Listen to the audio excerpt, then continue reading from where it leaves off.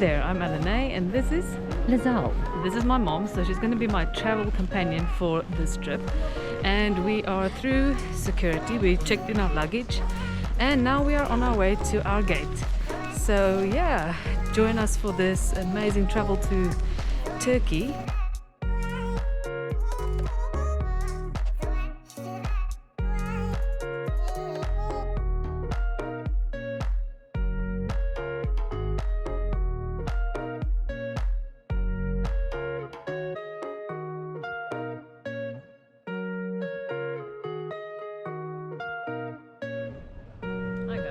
Currently in Cairo, waiting for our transit flight from Cairo to Istanbul. So we flew with Egypt Air, so we came from Johannesburg to Cairo and then the next stop is Istanbul.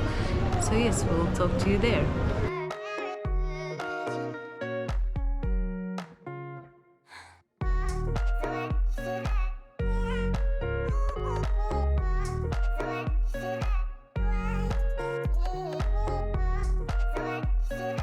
Finally got our luggage. It only took ages to get on the conveyor belt, but we are here and now we're gonna get our transfer. Our first stop on our Turkish adventure is Istanbul. It's a large city with a population of more than 15 million. It was formerly known as Constantinople, but what makes it truly unique is that it's the only city in the world with one foot in Europe and the other in Asia. The two continents are divided by the Bosphorus Strait, so you can hop between Europe and Asia with a short ferry ride. During our visit to Istanbul, we stayed at the Novotel Bosphorus and we loved how well located this hotel is. You are just 800 meters away from the Galata Tower and have close by access to most forms of public transport, including the Karakoy ferry port. We also enjoyed the view from the rooftop restaurant while having our breakfast every morning. Istiklal Avenue, historically known as the Grand Avenue of Pera, is an elegant 1.4 kilometer pedestrian street and one of the most famous avenues in Istanbul.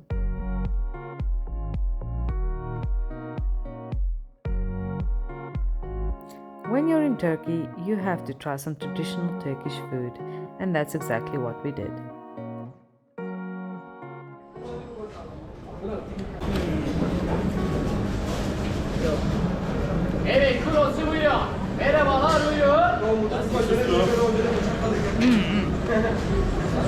So good. So we finally found some baklava at this very nice store, so I'm going to show you now.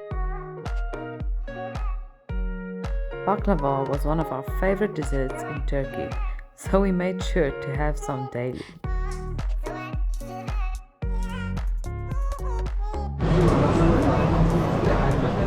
These two. And these two.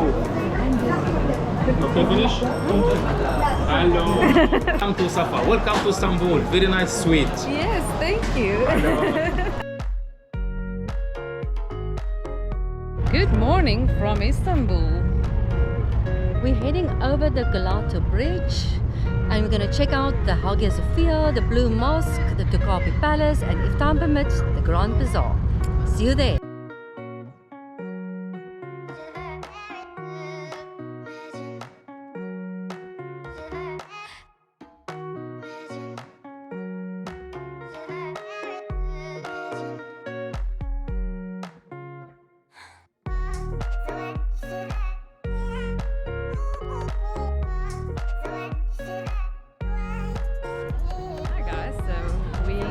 Decided to come to the Hagia Sophia this morning and we got here a little bit early. We got here in about just before 9 and then they only open at 10, so we decided to go take some drone footage and GoPro footage while we wait, and then when we got back we were welcomed by this very long queue, so now we have to stand in the queue to go inside and it's now only 9:40, so we still have 20 minutes to wait in this queue and then we will be able to go inside.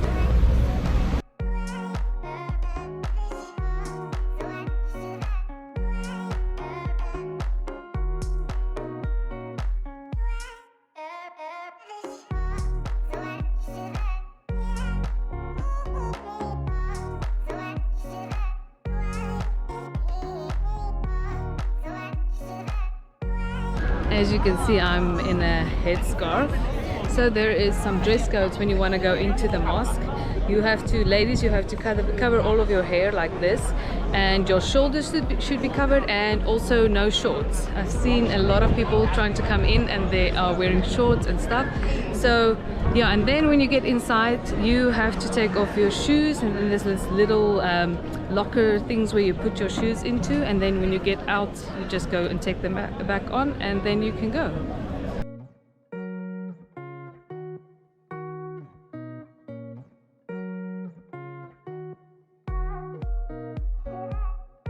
So we made it inside finally, and now we're gonna give you a tour of what it's like inside.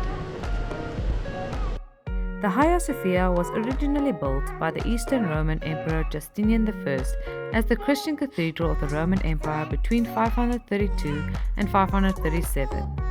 It was formerly called the Church of the Holy Wisdom and remained the world's largest cathedral for nearly 1,000 years until Seville Cathedral was completed in 1520. After the fall of Constantinople to the Ottoman Empire in 1453, it was converted to a mosque by Mehmed the Conqueror and became the principal mosque of Istanbul until the 1616 construction of Sultan Ahmet Mosque. The complex remained a mosque until 1931, when it was closed to the public for 4 years. It was reopened in 1935 as a museum under the Secular Republic of Turkey, and the building was Turkey's most visited tourist attraction in 2015 and 2019. In July 2020, the Council of State annulled the 1934 decision to establish the museum, and the Hagia Sophia was reclassified as a mosque. The Blue Mosque is located directly across from the Hagia Sophia. Sadly, it is currently undergoing major renovations until 2024, so it is completely covered with scaffolding on the inside. Luckily, we could still admire its beautiful exterior. Unfortunately, we couldn't visit the Topkapi Palace today because they are closed on Tuesdays, so we decided to move on to the Grand Bazaar. Welcome to the Grand Bazaar. The Grand Bazaar is one of the largest and oldest covered markets in the world. With 61 covered streets and 4,000 shops, it's easy to get lost. Attracting between 250 and 400,000 visitors daily, it can get really crowded, so I would recommend going there earlier in the day rather than later. There are 2 ways to explore the Bosphorus Strait. You can either take a private boat cruise or the ferry. We experience both, and it's truly a matter of your preference and budget.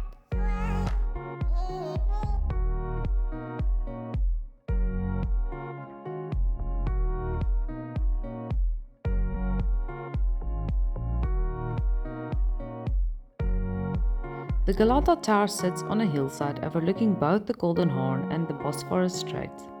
It is located on the European side of the city and was opened in 1348. It provided excellent surveillance from inside the walls of the city and had crucial military importance.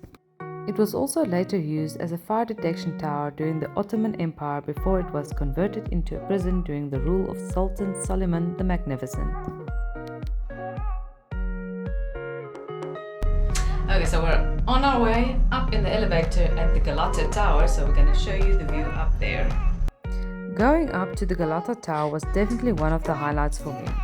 The view from up there is breathtaking, and I would highly recommend it to anyone traveling to Istanbul. Entrance fee as of June 2022 was 130 Turkish liras, and the tower is open from 9 am to 10 pm every day. To avoid long queues, I would recommend going there when it opens, and you might have the place almost to yourself, as was the case for us. When going up into the tower, you can use the elevator, but going down, you will have to use the stairs. We just had to take a ride on this famous red tram. The historic red and white Tunnel tram runs down Istiklal Street from Taksim Square to Tunnel Square, a distance of 1.64 km. The tram was first introduced in 1875, taken out of service in 1961 to be replaced by buses, and was revived again in 1990. Taksim Square is a major tourist and leisure district famed for its restaurants, shops and hotels. It is considered the heart of modern Istanbul with the central station of the Istanbul metro network. It is also the location of the Republic Monument that commemorates the 5th anniversary of the foundation of the Republic of Turkey in 1923, following the Turkish War of Independence.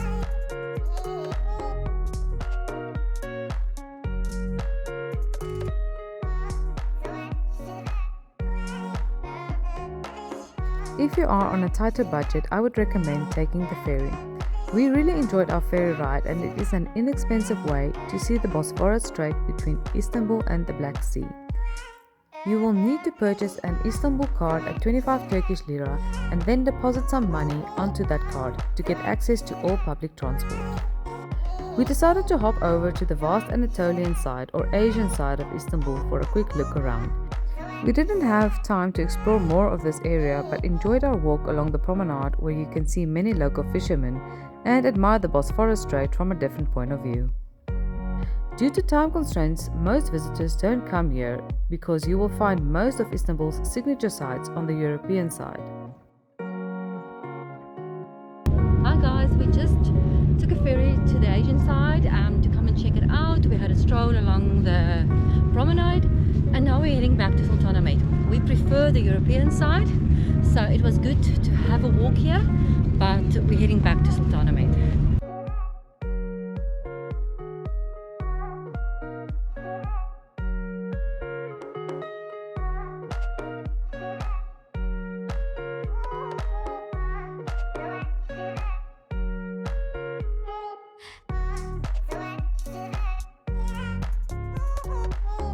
We stumbled across these various colorful restaurants and cafes in the Fener and Balat district, where a lot of people come to take beautiful pictures. Of course, we took the opportunity to take a few ourselves.